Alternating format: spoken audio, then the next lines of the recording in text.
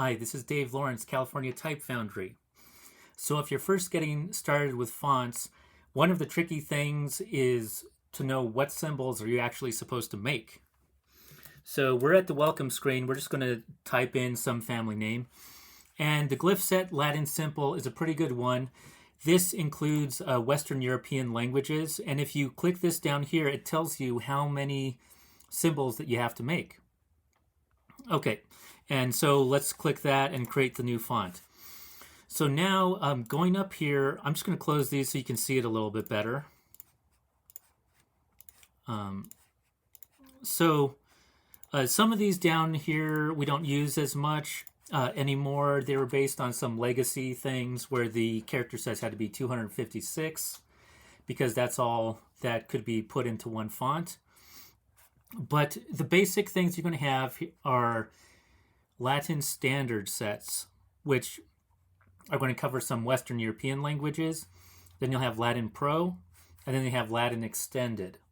Okay, so let's take a look at the Latin standard sets first. So at the very, very basic level would be this here, which is a Latin without any accents. That's going to be able to do English, and there's some other languages that also do not use any accents. So that will be for those. Now, if you want to go a little bit above that, then that would be the My Fonts minimum. So that would cover more Western European languages, German, French, Spanish, Portuguese. And then above that, I've made this a Latin standard for commercial, which has a little bit better support for commercial because you can notice that the My Fonts version doesn't even have the trademark symbol. Okay, then going out of this, so those are some standard Latin sets. Now, Latin Pro, that's going to include more languages, Turkish, and also Central European languages. So, and you can see that now we had 200 around symbols, 230. For Underwear Latin Plus, that's going to be 447. A linotype communication is 394. And you can get these on my written tutorial for the character sets.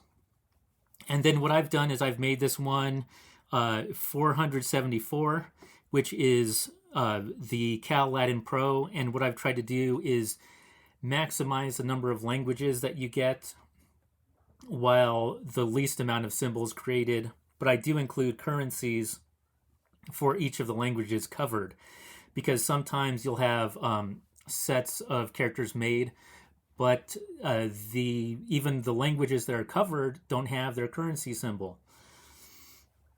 Okay, and then Latin Extended, you're going to have a couple types of that. When you include Vietnamese and Pinyin, which is a transliteration, which is a written way of representing Chinese, but with Latin symbols.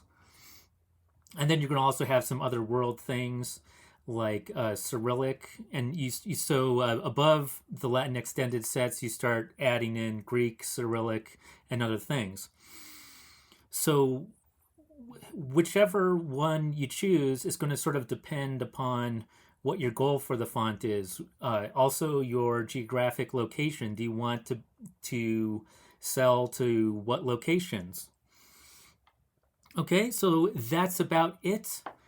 And then, of course, the tricky part is knowing how to design each of these symbols correctly so that each of them are recognizable to the people that use each language. Anyways, that's it. Please subscribe to the California Type Foundry channel. Also to the FontLab channel for more tricks and tips.